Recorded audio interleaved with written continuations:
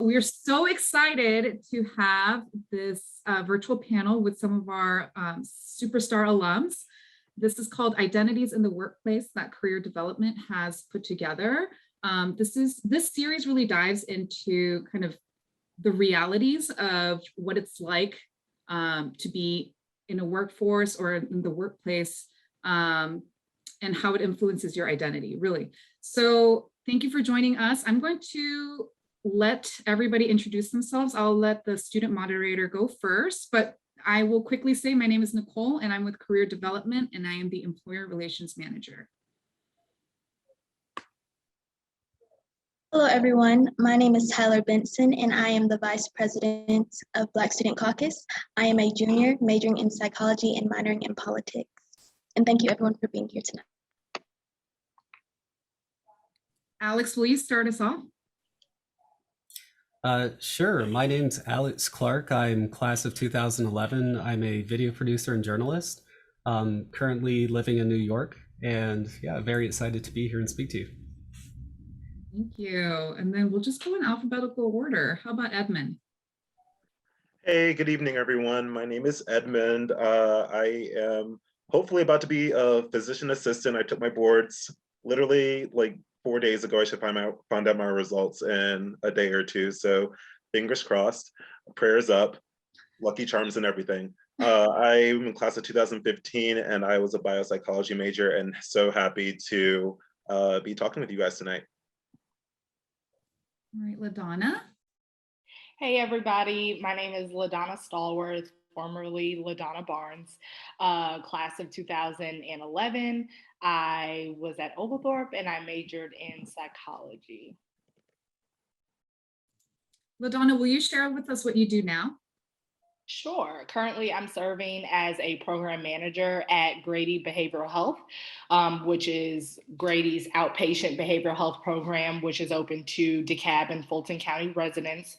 We serve a lot of underserved and indigent individuals, and I'm actually a therapist by trade.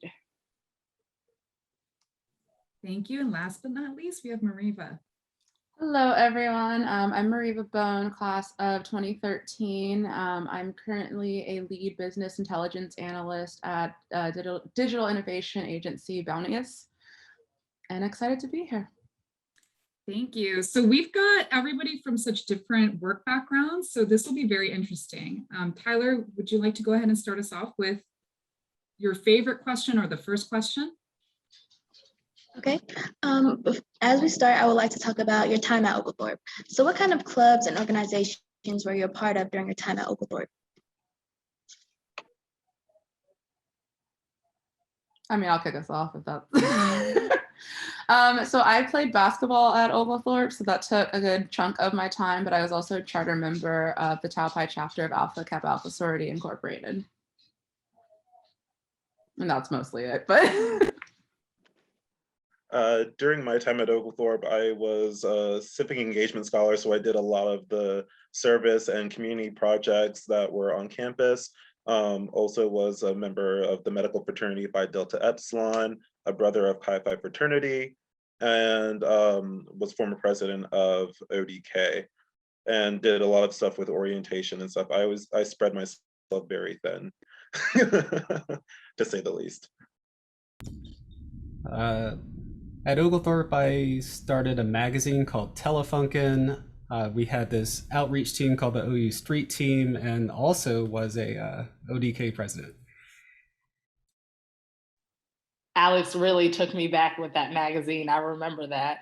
Gosh, I feel like I too spread myself very thin. Member of Tri Sigma, served in countless officer positions during that time, still serving as an officer for our alumni chapter.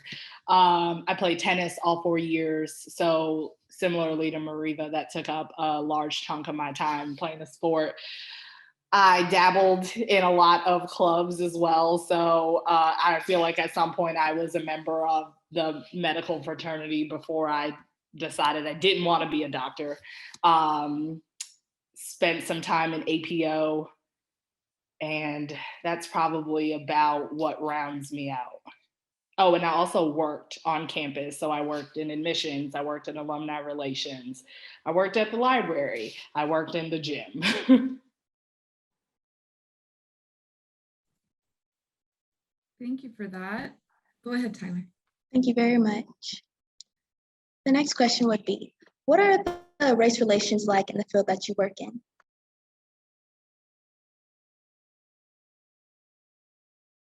I guess I can start that off. It's very interesting for me, from a medical perspective. It really just depends on the population that you serve. I could speak to a lot of the different rotations that I was recently on. So all of my rotations that were in Atlanta, specifically Grady, because Grady took up a lot of my a lot of my time. It was really good. I think you saw a lot of diverse providers from like different backgrounds, and I think a lot of people in the community felt seen and felt heard, and they could actually trust the medical community. When I was further out, I think one of my rotations was in Calhoun, Georgia. I remember working a singular week, and I probably treated maybe one or two people of color. Um, and I think a lot of the patients, when they saw me, were very dumbfounded, very confused, and it's like, okay, who are you? Type of thing. I remember a 10-year-old, it was a pediatric rotation, asked me, why are you so dark? And I guess it's like he's never seen like a Black person before. So I think it's very, very telling that a lot of this starts from a very young age. And the kind of exposure that people have will determine the type of exposure and upbringing will kind of determine the way they act and treat you and at what they expect of you. Like for me, they would never think that I'm about to be an upcoming provider at all. They would think that I am a tech of some sort, or I don't know. I don't know what they were expecting of me. I would say something similar I've noticed in journalism is that there's different tiers at which you have different levels of diversity. So kind of at the entry level, it's actually pretty diverse. There's a lot of up and coming younger writers, younger producers, but as you build up into upper management, it just becomes less and less so. Like I've had colleagues approach me and say, like, you're the first Black producer we've ever seen. Like how did you do it? And it's often just like, the time was right is kind of what I say, because we are in a period of reckoning, especially in journalism, where we're trying to tell the stories that matter to the entire audience and not just a certain select portion of the audience. So there's definitely a lot of pushback in the side of academia as well about how do we make sure that more people are prepared to enter the field. And that's something I work on in some of the activities I do too. I'm in kind of technology analytics, digital analytics particularly, and I'm one of the few women of color, particularly that's in a management or lead position and above. I think in our company, it's like 700 people. There's 100 something in the analytics practice, and I think I'm the only Black person that's at a lead position or above. So there's not a lot of representation, but it's definitely something that our company is focusing on, is trying to increase that representation of diversity, and not only just race diversity, but also gender equality. The team that I help hire for, we are evenly split between men and women, for instance. So they're trying to get people of color and good diversity in the management team so that they have a good pool of diverse leaders that are doing the hiring. So I'm optimistic. I guess I'll preface this by saying that, the field of counseling and psychology is not the most diverse when we talk about research, practice, interventions, all of that stuff. So really across the board, it is pretty much based off of white men. There really is no better way to say that. However, I consider myself fortunate in both of the jobs that I've had so far in my career. Once I got to leadership, it was us, which was pretty cool. But again, I could see how in other places it's not as diverse. Thank you very much. Has there ever been a moment in which you felt like you have had to be the spokesperson for Black people? If so, what was that experience like and how did it affect you?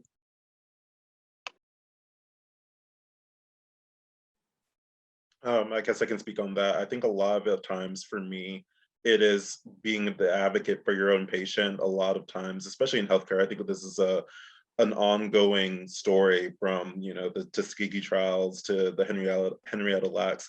There is not a real great spokesperson for us, and there's a lot of assumptions that Black people or people of color don't experience the same things as their white counterparts. And I remember having to talk to a provider when I was working as a medical assistant at the time. And this is me kind of just developing my knowledge as a growing PA student about, the risk factors for like a certain demographic, i.e. Black people. And they try to fight me on it. And I'm glad I kind of like stood my ground, kind of went above them to like a superior, and they ended up agreeing with me, and it ended up being the right treatment for that person. So sometimes you just have to just be the patient's advocate and kind of have to stand up for your own.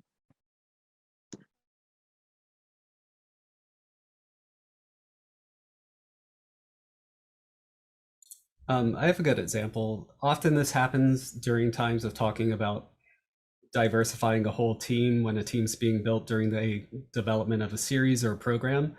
I've had EPs basically say, like, what are we going to do? How are we going to make this show if the applicants, the diverse applicants, as they call them, are less qualified?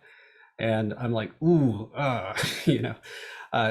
and so often I've had to say, like, the reason you're not getting more qualified applicants is probably because you're not paying enough, or you're not making this sound like something that people will be willing to do, or you're not trying to, like, you're not speaking the language of the type of people you're actually looking for. And just kind of having those tough conversations at the early stage of hiring is usually really beneficial, but also difficult. And I would just say that since I tend to work kind of more on the like marketing e-commerce side of things, sometimes because people, especially in agencies, aren't always the most diverse. Like if there's a campaign rolling out, I'm the one that's looking at it like, maybe we should adjust things. And I'm not even in the copy. I'm not in design or anything like that. I'm just a part of the team. But I think I like to take that lens because sometimes people just don't know what they don't know. So.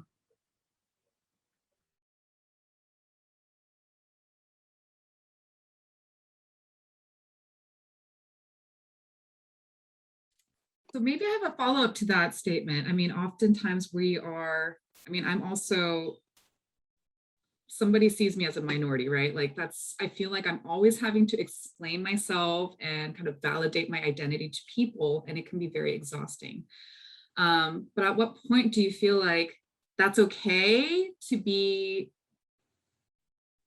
that's okay? And then when is it not? Like, have you guys ever felt like there is a point where you're like, okay, this is where I set the boundary and this is where I'm going to say, okay, this is not appropriate.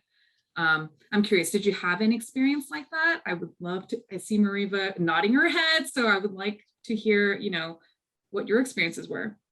There's a man named Justin, and Justin and I don't get along per se. He's just very much so like, this is a safe space. He's just like, just white male who like feels very entitled. He just is the quintessential like definition of that. And I always like, I'll tell you something one time, I will remind you the second time, write it down. I'm not doing that anymore. Like that, like well, I just said what I said. It is what it is, and this is who I am, deal with it. And so we had an instance where it was like a lot of just me trying to explain myself and like, I promise I know what I'm talking about. This is what I got hired for. And there was a lot of pushback, and I just was like, listen, that's the answer. You're gonna have to deal with it.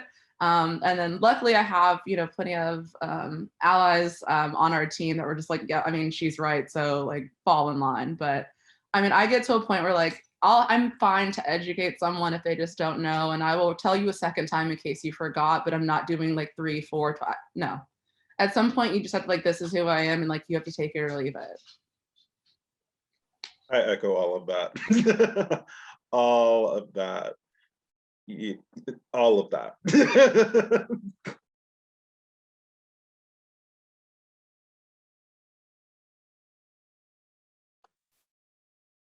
The next question would be, have you noticed a change in the diversity over time in your field?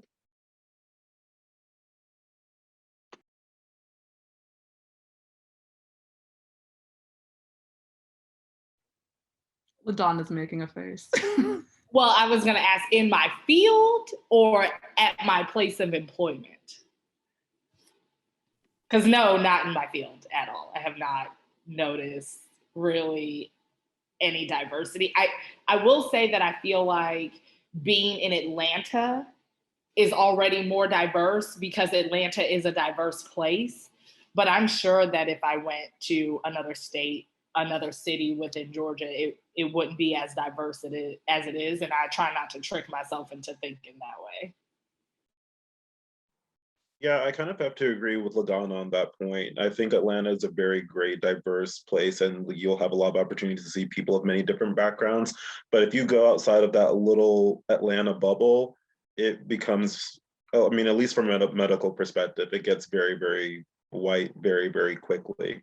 And a lot of people are going to start questioning you. And, you know, I could walk in with a white coat like right now, and they'll think like, okay, but are you like the real person who's going to be treating me? Is someone else coming in?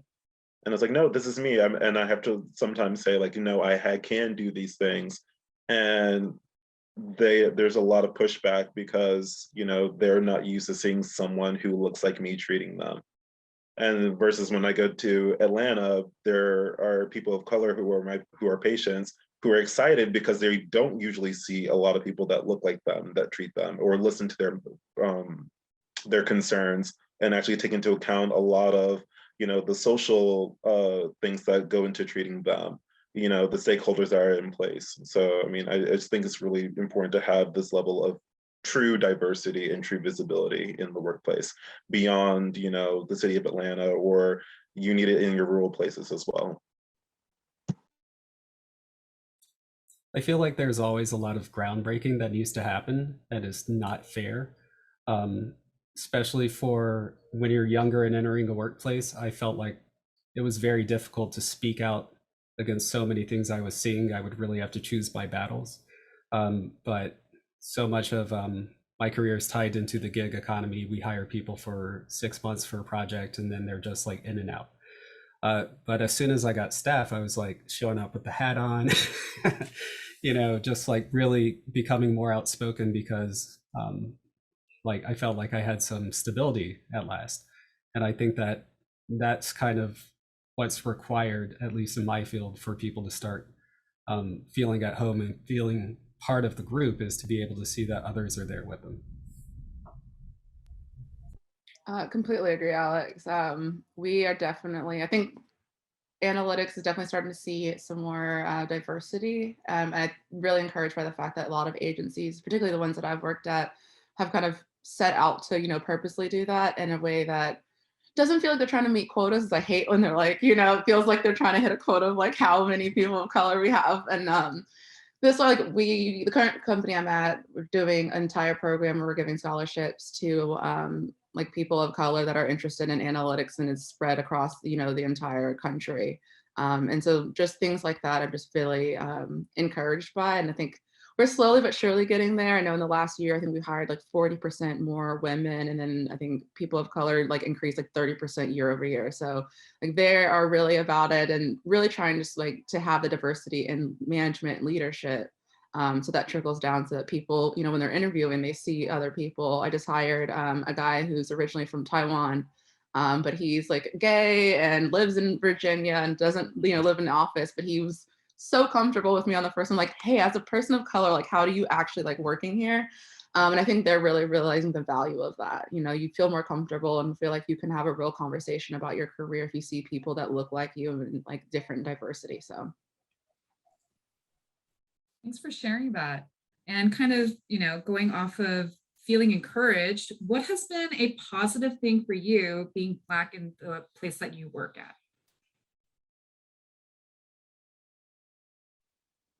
The part that's encouraging for me is that there are more of me than anybody else. And I know that that may not seem like a lot, But especially being in leadership, when I come to the physical table where we have our leadership meeting and I can be what feels like my authentic self, you know, because I feel like so oftentimes when it's just a sprinkle of us, we kind of have to hold back a little bit. And maybe it's just me. I don't mean to speak for everybody else. I know I've certainly, well, Mareva said preach, so I guess I'll keep going. But it's nice to be at a table where I don't have to explain a lot of stuff. You know, like you understand, I would think a lot more about me because we have this thing in common. So that has been really encouraging. And not just that, the response to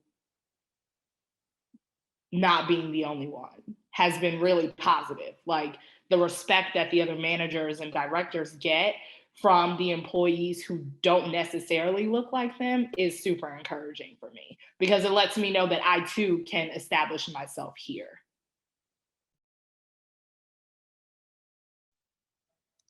I will say that it's a kind of twofold. So my last job there was a senior vice president who she was like the ultimate just like Black girl magic or like, but like queen boss. She's now the chief branding officer for the Atlanta Metro Chamber of Commerce. So like she's on that level. Wasn't my manager, just like in the office, but I just remember anytime I did anything I did one project and, you know, really well received with the client and my manager emailed everyone. Duena went out of her way to send it to like the entire global company, like look at this feedback and like Black girl magic. And I don't think I'd ever seen, you know, a Black woman advocate for another Black woman like that, especially with that, you know, kind of global view. And so I just love that, like, I want to do that for other people now in my, like, especially as I'm climbing and, you know, becoming a lead and a manager. I just like want to do that for other people. So that's what I'm really excited for. Can I piggyback off of what Mareva said? Because I also had a very similar experience. So I've been at Grady since November 2020. Needed a change of pace, change of scenery. My boss at the time, also a Black woman. When I got promoted, one, it was just timing. There just happened to be a management vacancy. And she came to me and basically said, I feel like you'd be perfect for this. And, you know, you think to yourself, you know, I'm going to throw my name, you know, in the ring and see what happens. But having her support, one, her encouragement, and the tips and tricks that she still gives me to this day has been very encouraging because here's the gag. Not only did I get promoted, I actually took her job. So, you know, she could have, of course, she's doing something else still at the table, but there could have been some feelings there. There could have been a bunch of negativity, but there wasn't. It has been and probably always will be incredibly positive and encouraging. So for that, I'm just grateful that I had that.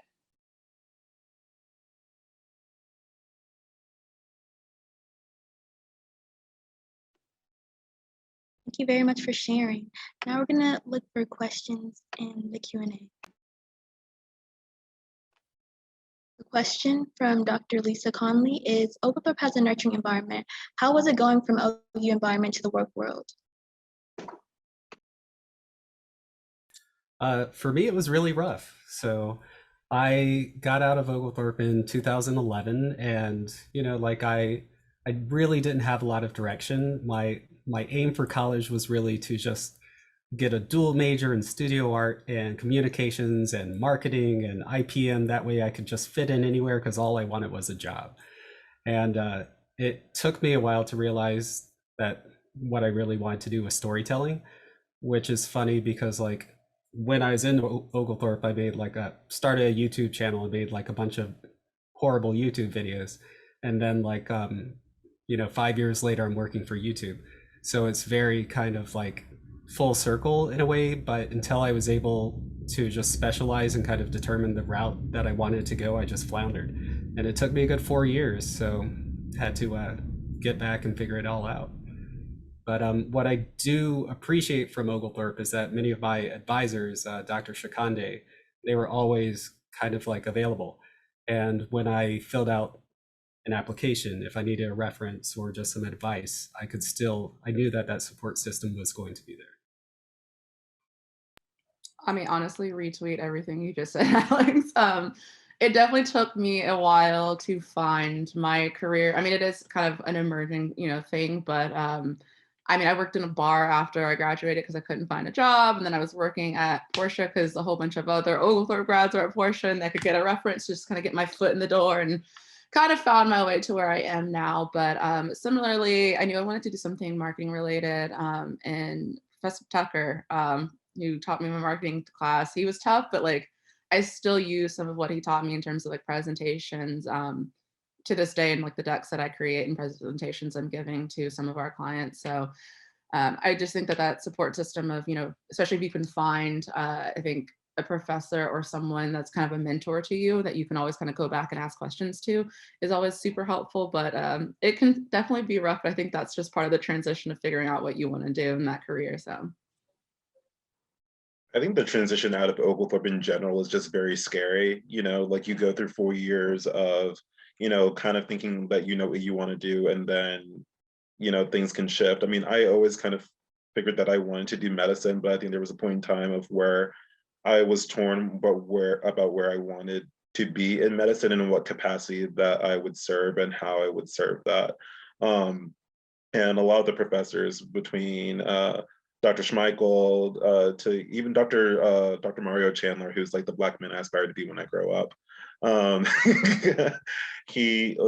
was so much like great nurturing and advice giving all around, and along like making me go with my gut feeling rather than any particular direction where other people thought that I would fit per se.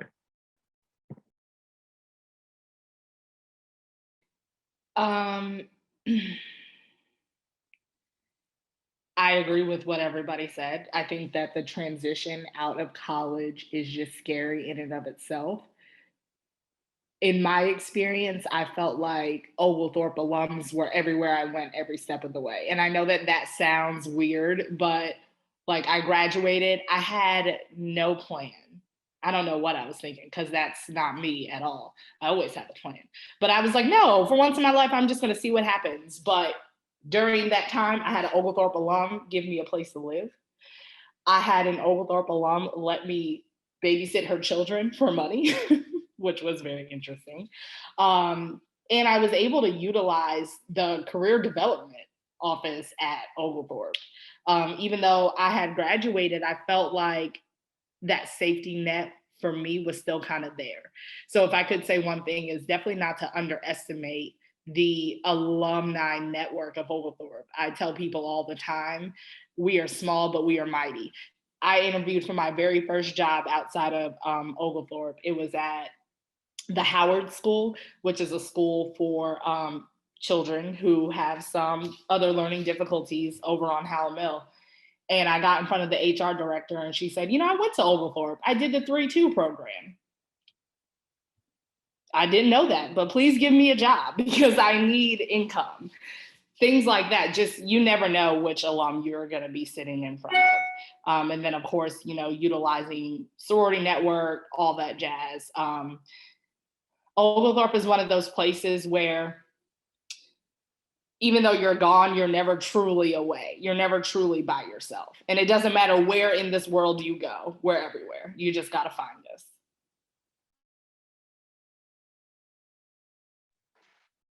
Thank you very much. Next question, I will put it out here for everyone to see. How do you feel about DEI initiatives? Trendy or truly valuable? I think a lot of them are trash. I'm just going to be honest. I think that in today's day and age, a lot of people are talking about DEI because it's a buzzword, but I want to see how you spend your money. I want to see where you're putting those funds. When the rubber meets the road, are you actually putting your money toward these DEI initiatives, or are you just doing this because there's a photo opportunity involved, or an opportunity for there to be an article written about how wonderful it is that now 50% of your entire company are people of color? Personally, not necessarily interested in that. I'm interested in the true DEI initiatives that don't just speak to, color and ethnicity and race. I'm talking about people with disabilities. I'm talking about the LGBTQIA plus community, all that stuff. All that stuff needs to be considered and included when we talk about DEI, from my perspective. I mean, completely retweet. When the George Floyd protests were breaking out last year, I was working at a PR agency doing analytics and doing daily reports about it, which was so draining. And I was like, why is the one Black woman analyst in the entire company the one doing this reporting? Because emotionally, I can't do it anymore.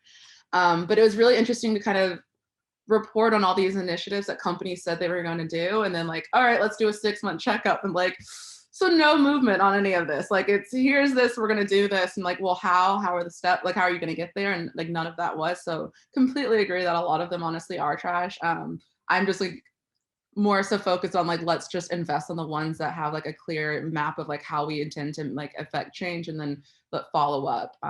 And I agree completely on the diversity. It's not just race, it's gender, it's sexual orientation, it's people with disabilities. And so I think that a lot of the DEI initiatives aren't what they're supposed to be, but I think let's just pour into the ones that are and try and get more people to jump on that train. Yep, I completely agree. And I think that one trend I've seen recently is that a lot of times the work falls on existing employees to make the change, and it's difficult, hard labor to change the culture of an existing company. And very often it's either that or we're just going to hire one person who's going to be our DEI chair, who's going to fix everything, and we just want you to give her your ideas and they'll solve it. And unless the upper management has C-suite has real engagement with the employees and a real trust in the employees to kind of guide them, then you're just not going to see progress. I think Zoom needs a retweet feature, because I just want to retweet it every single thing that you guys say. But I completely 110% agree. I think it all starts with any particular organization truly realizing and coming to terms with what the culture is within their practice, and realizing the wrongs that are there and extracting everything from the root. And you can't rely on one Black person to be the show pony and expect one person to fix everything. Is a group effort. So most DEI, I agree, is basura, trash, everything.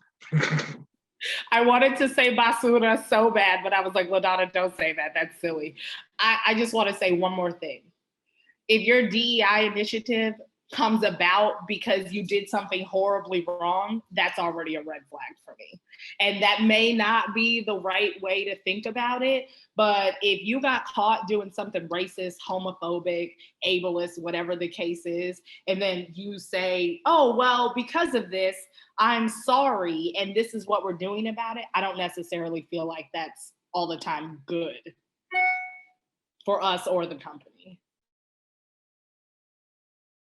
Yeah, and just one more thing, the metrics and we have this percentage of people who are joining up, or by the next 5 years will join up.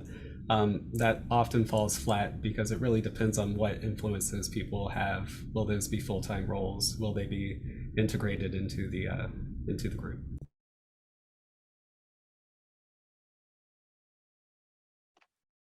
Thank you very much. All of y'all answers were very valid, and I definitely agree. The next question is, how best to be an ally for people of color? Listen. You took the words out my mouth. I'm sorry. But I feel like that's rule number one is listen. Yeah. And don't be in your feelings when a person of color says, hey, that actually offended me. Don't get defensive, just listen. As somebody famous once said, don't be sorry, be helpful. It would be helpful if you learned how not to make that mistake again, instead of just being defensive, guarded in your feelings, whatever the case is. Yeah, I mean, I think too, if you're that defensive, you can't have, it's just gonna have to, sometimes it's uncomfortable conversation. And you have to be vulnerable enough to like really listen and take to heart whatever someone's saying. So I think just like having the courage to be that vulnerable and like uncomfortable for a second is how we move the needle forward. I think one thing that really annoys me, and I don't even think, I don't know, maybe annoys is a strong word, is white guilt. Like white guilt is just, is don't come up to me because you feel guilty. Come up to me because you actually like want to listen and actually want to know more about me and how you can truly help. It shouldn't take an incident or someone dying to, LaDonna said it grinds my gears. Yes, that is true. It shouldn't take an incident, someone dying or something catastrophic for you to start caring. You should start caring from the jump and actually start being proactive. I mean, any person can make like a little post on Instagram, but are you out there actually advocating? If you see something that's being wrong, are you actually saying something about it? Or are you being a bystander? You know, you actually have to, actions speak louder than words at the end of the day. And, you know, if this is a white person asking this question, I'm not sure, and it doesn't really matter, but recognize your privilege and understand that, yes, you have privilege and there's nothing wrong with that, but recognize that it is something that you have and impacts your people of color. And I'd also like to just add that I think sometimes looking at like the social circle that you're currently in, or like the group of people that you're around, if you look around, there's no diversity there and no diversity of thought, then maybe start opening that circle up a little bit, including different people. Because I think that like that's when you start learning like about your blind spots, is because something just happens to come up and you're like, oh wait, I didn't realize that. So I think really just trying to like be intentional about like, oh, we're putting a group of people together to do something. Let's try and make sure we have a well-rounded group of people to come together and do that.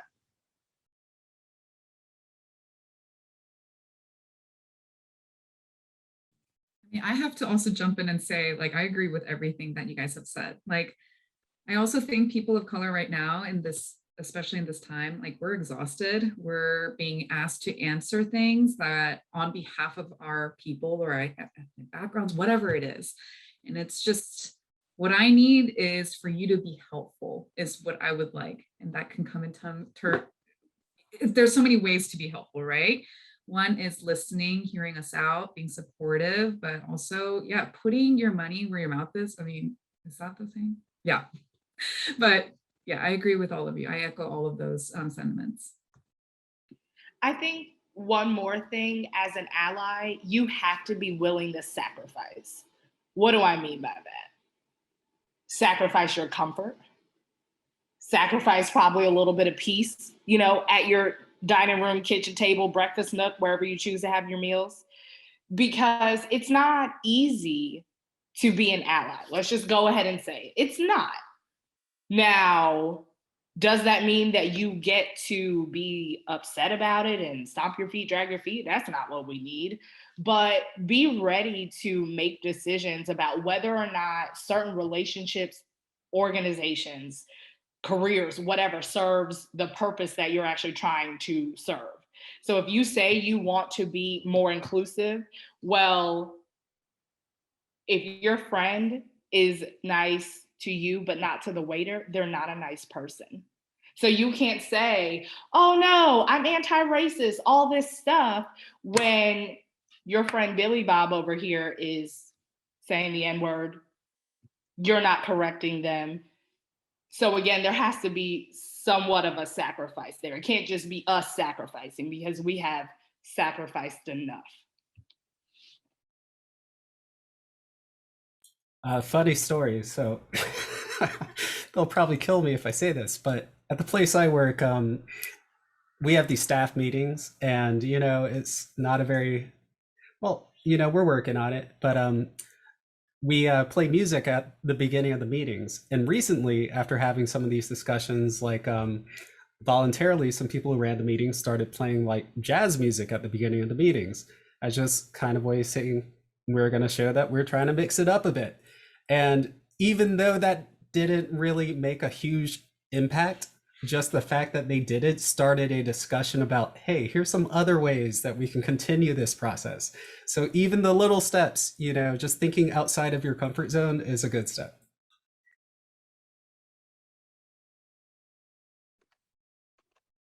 Thank you all very much.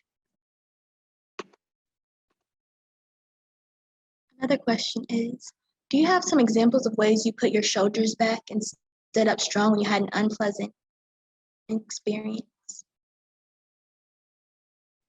Go ahead, Mareva. I recently had one. I think I had my hair curly on a call, and this is like with a bald white man who's seen my hair curly. I don't know why all of a sudden he decided to call it out. But he just said, like, the way he was talking about it was very just like, and I tried to like gently nudge him, like, you need to stop. And then he made like some kind of joke, and I think I'd had enough. And then I said, well, why don't, like, I'll just do my hair like yours. And again, he's bald.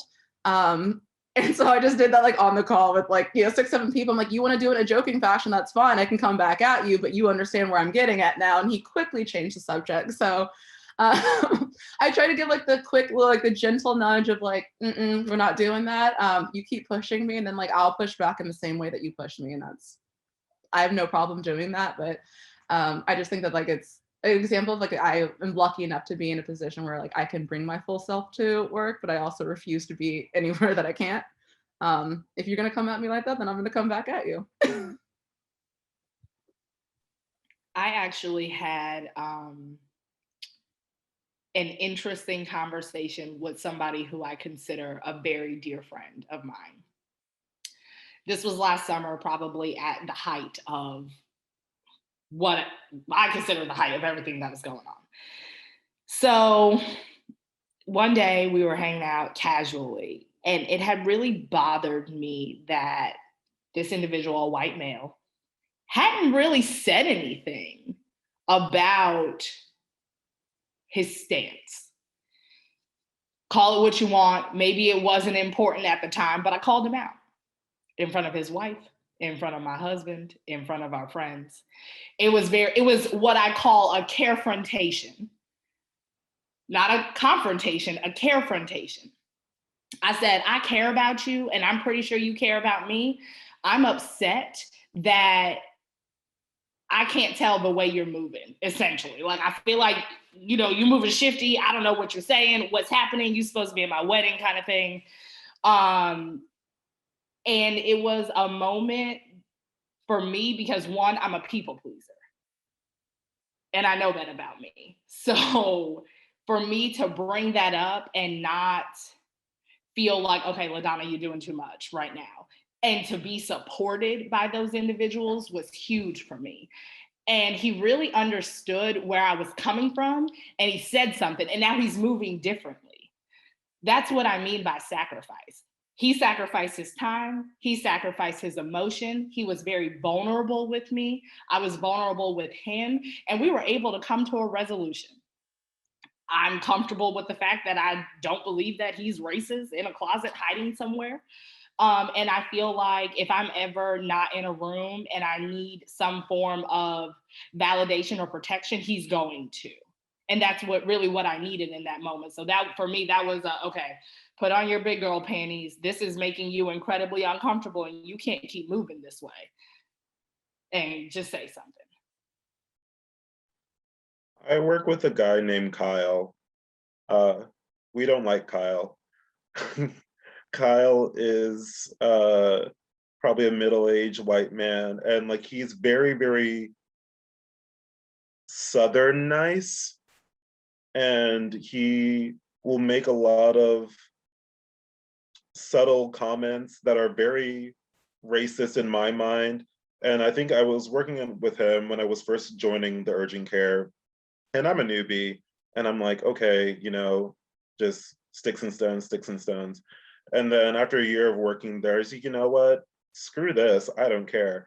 And I call him out on literally every single comment, that so to the point now that where he doesn't like working with me because I'm not up for any of that. Like he'll make little comments of like, oh, African American, I guess guess what level of diabetes they're gonna have today. And I'm like, I was like, oh, but you know what I mean. That's one thing I also hate. Like, or as LaDonna says, it grinds my gears. It's like, oh, you know what I mean. No, like you're very, very high-key racist, and you're using smile and Southern charm to try to deflect from that. And I call him out on it every single time, to the point where I even like went up to upper management and is like, you know, you need to have, something needs to happen with him. I have not seen Kyle in a while, so hopefully justice has been served in some way. Or he's hiding from me. Yeah, sure, LaDonna.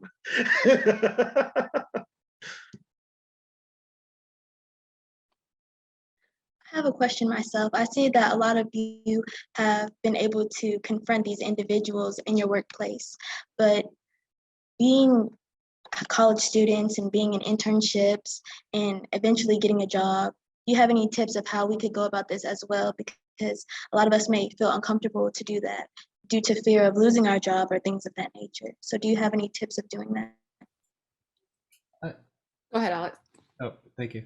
I would just say that there's, no matter what your field of interest in, there's support systems out there. There's places that you can network, some online, some in person, where you can kind of meet other people who have been going through the same things as a person of color or as an underrepresented group identity.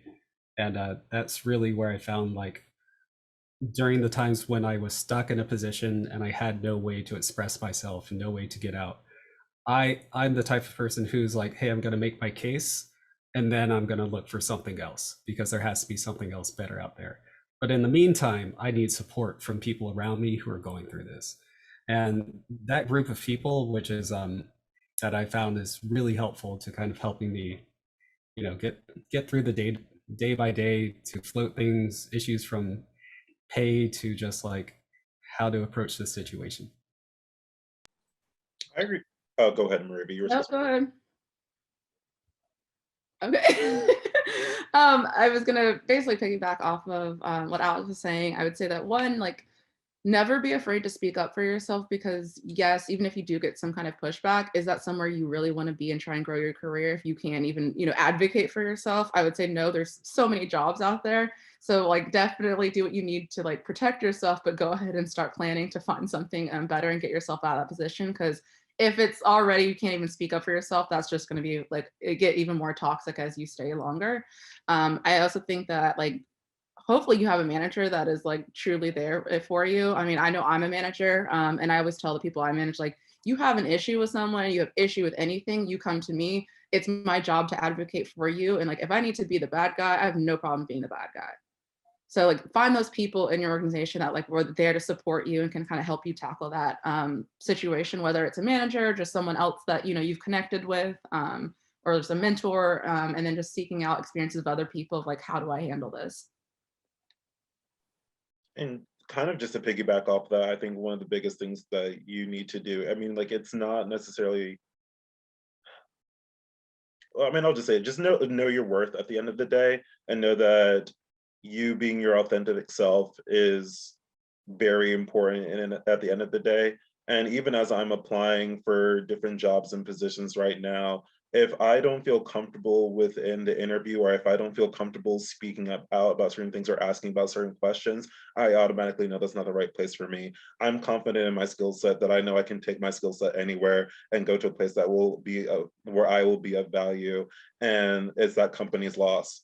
And I say this like I'm too old. I'm too old to be going through all the stress about having to, you know, censor myself just because, you know, the job may look good at the time or it looks good on paper. No, like, you are that boss ass, and like you are that, and you know, like, you can take yourself to any place that you want to go and be a part of a company that actually deserves you and your time. Exactly what everyone else said. Know your worth. There are plenty of employers that would love individuals such as yourself. If an organization is not safe enough for you to say how you truly feel, with all of the respect in the world, you don't need to be there. Bye, Tyler, we'll miss you. And this may sound silly. Familiarize yourselves with the policies and procedures of the places that you work, especially if you're working for a corporation. Now, I'm not saying that it'll save you, it'll help, but I think that knowledge is power. And if you know how to navigate those systems based off of what is put in black and white, nobody can say anything. I felt uncomfortable, so per this policy 201.3, I talked to my manager. She didn't do anything. So then per the next step, I went to HR. Who's gonna fault you for that? I love everything that you guys are saying. I feel like, we are in so many spaces, the first of our kind, right? So I feel like the actions that we take, the decisions that we make, there are bigger consequences. Like we could be paving the way for somebody who's right behind us.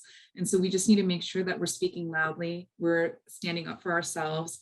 And I know that you guys are doing that in your workplaces. So it's just amazing. And so, yeah, I can't say thank you enough. So we've got 5 minutes left. And this is usually the time that I ask our panelists, do you have any special words of wisdom for our students?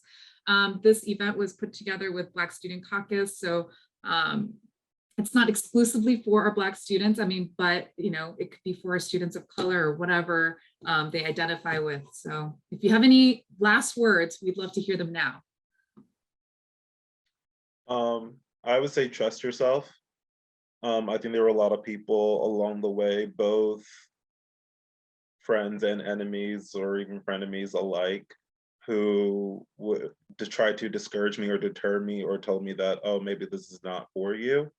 And here I am at about to be accomplish one of the biggest moments of my career. So trust yourself, know yourself, and know that your authentic self is the best self that you can be. And you shouldn't have to censor yourself or change any of that for anyone. And you are the captain of your own ship and the master of your own destiny. Okay, Edmund, poet over here. I would also just add on that, don't be afraid if you don't have it all figured out, and don't measure yourself up to other people. You're all on different paths. You're going to get to things in your own timing. I graduated, everyone else, I had friends that were all starting to work at Porsche, and I'm just like, great, I'm going to go work at a bar. And then my career took off once I got going and kind of figured out what I wanted to do. So just don't worry about it too. Don't freak out and don't get down on yourself if things aren't happening in your time. You'll get there, you'll figure it out. Just keep working at it and keep pushing yourself to make yourself happy. But I would certainly encourage y'all to do the following. One, just like Mareva said, don't compare yourselves to other people, because what's for you is for you and not for anybody else. What's for somebody else can't be for you, can it? No. So don't compare yourselves. I'll never forget this day. I had just graduated from college. I was broke as a joke. I was at a restaurant with a friend who invited me and said, come on. I said, no, I can't afford it. He said, I got you. I said, okay. And Oglethorpe alum, who's a year younger than me, pulled up in a brand new BMW. Skirt. I said, what? How? When will it be my turn? And you know what somebody said to me? Somebody said, you don't know what that person's going through. You don't know what that person had to do to get that car. And then told me that person's business. And I was like, no, thanks. But I say all that to say that when you see people with nice things, everything that glitters isn't gold. The other thing that I want to encourage you to do is to find a mentor. Find somebody who has what you want and knows how to tell you how to get it. When I first started in grad school, I had no idea how to become a therapist. I just so happened to have a cousin who is also a therapist. She's my mentor, and many other ones, because I recognize that I don't have all the answers, and that would work for somebody else may not work for me as a person of color, as a Black woman. So network, stop comparing yourselves, and remember that what's for you is for you and nobody else. Absolutely. I couldn't say that any better myself. Like, you have to find a mentor, otherwise you're not going to. It just takes more time to find the same steps and find the same progress that they've already laid out for you. And what I would tell myself is, like, nobody owes you anything. So that diploma you have is not a golden key to the rest of your life. It's really what you do with it, how you present yourself, how you go about, if you're working in entertainment, setting up your own personal image and identity, and then just kind of working on yourself to try to determine what you want to be great at. And make a life, make a living, make a difference. Yes. And what a perfect opportunity for me to Yes, throw that in there. Throw that in there. I loved it though. It was very well timed, and I mean, so they're like, no, he's not. No, There he's is no not. better way to end. it's as if you guys went there. are people. And for those who are still watching, I just want to quickly plug in that Career Connections is an opportunity for you to be paired with a mentor. Everyone here really stressed the importance of that. So if you want more information, connect with us through career development. But thank you so much for joining us. Thank you to our amazing panelists. This will not be the last that we see of them. Thank you, guys.